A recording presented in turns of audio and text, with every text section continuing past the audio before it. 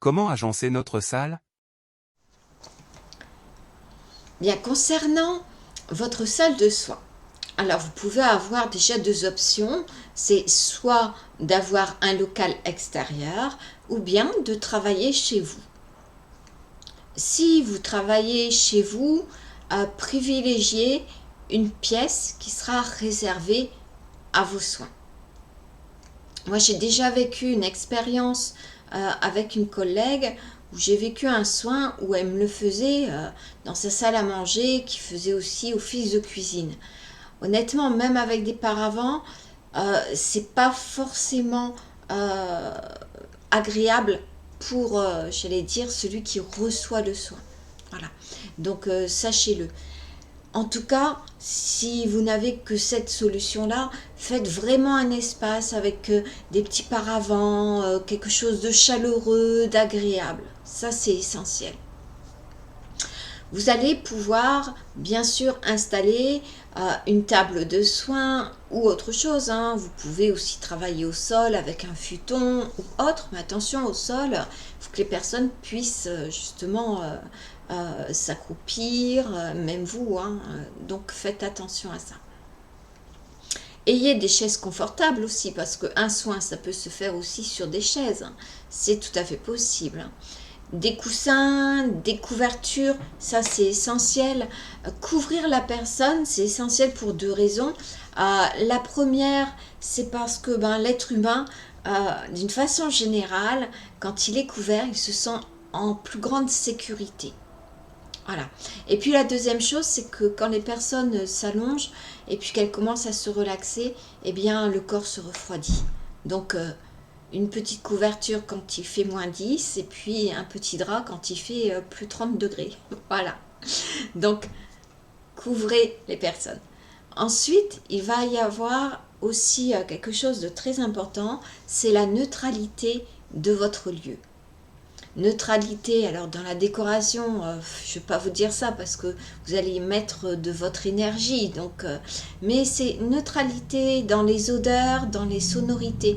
Faites bien attention, les odeurs, les sonorités, la vision aussi, réveillent le monde émotionnel de chacun. Donc attention aux odeurs, je parle de l'encens, et l'encens, la sauge ou autre, hein. Faites attention aussi aux allergies. Neutralité des odeurs. Faites attention aussi à votre parfum.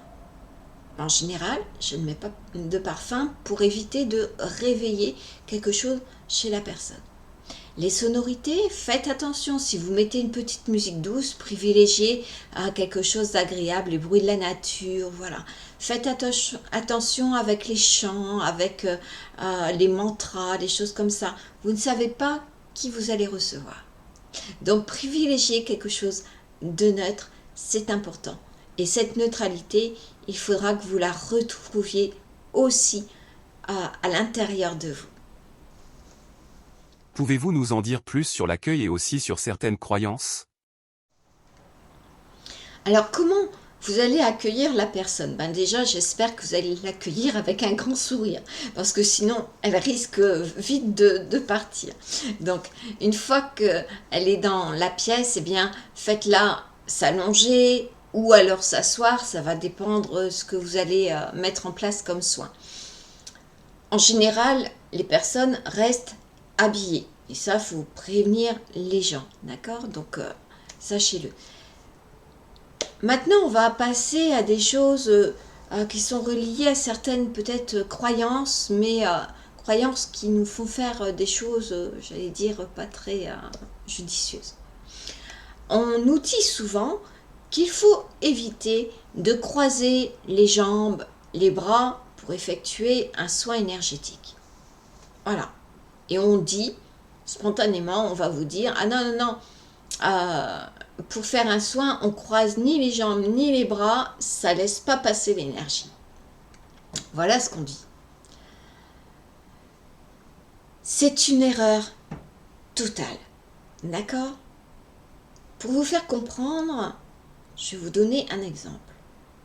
Imaginons que je vienne vous voir et que, justement, j'ai un handicap particulier et que ma main reste comme ça, croisée, ou même mes deux mains croisées comme ça, je n'arrive pas à les allonger. Qu'est-ce que vous allez faire? Vous allez me dire, madame, je suis désolée, je ne peux pas vous faire de soins, c'est impossible.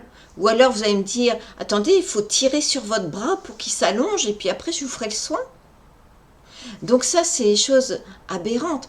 Quand il y a quelqu'un qui a un accident, vous allez dire spontanément, bah, attendez, non, non, pas les mesures de sécurité, vous vous allongez bien droit, ah, vous souffrez, c'est pas grave.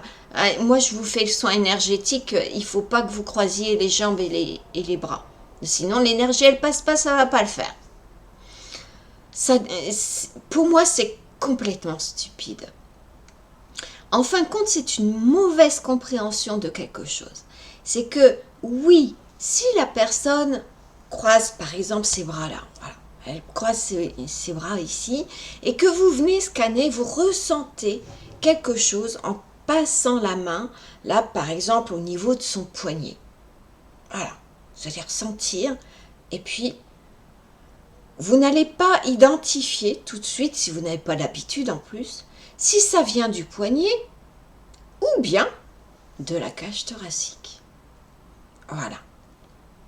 En fin de compte, le fait de croiser nous empêche, nous, praticiens en énergétique,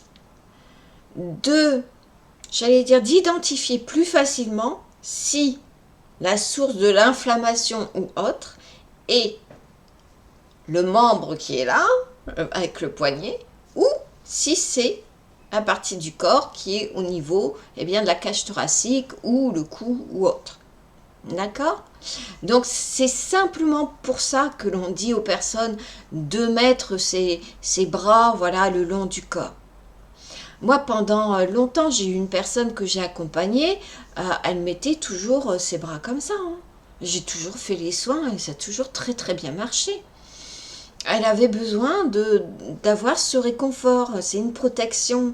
Donc si je lui dis d'allonger ses bras, elle va être mal à l'aise. Donc elle va mettre des filtres. Paf, paf, paf. Donc des murs. Donc c'est important, bien sûr, d'avoir une certaine pratique pour ne pas être embêté par ces différentes couches. Voilà. Mais c'est tout.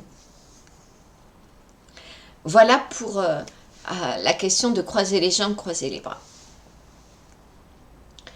Maintenant, on va parler d'enlever ses bijoux, les ceintures ou autres. Voilà. Alors, sachez que moi, en général, je fais au ressenti, en fonction des séances, en fonction de la personne. Je n'enlève pas systématiquement mes bagues ou autres, et je ne demande pas systématiquement à la personne de le faire.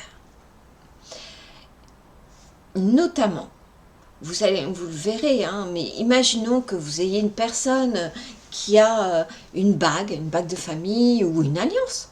Voilà. Une personne qui est mariée depuis 40 ans avec la même... Vous allez lui demander d'enlever son alliance? Eh bien, elle risque d'être comme ça. Hop, sur qui-vive. Encore. Et puis, même physiquement, elle n'arrivera peut-être pas à l'enlever. Donc ça, il faut faire attention à toutes ces considérations-là. Maintenant, si vous-même, vous avez un magnétisme qui chauffe, j'allais dire, eh bien, oui, enlevez-vous vos bagues, voilà, vos bijoux, tout ça, enlevez-les et puis conseillez à la personne de les enlever. Parce que oui, parfois, le métal, ça peut chauffer un petit peu. Voilà pour les deux choses que je voulais, éclairer un petit peu. Ensuite, expliquer comment vous allez travailler, si vous allez, toucher la personne. Et si vous touchez la personne, il faut absolument lui demander son accord. C'est fondamental. D'accord? Voilà. Donc, une fois la personne bien installée, on commence la séance.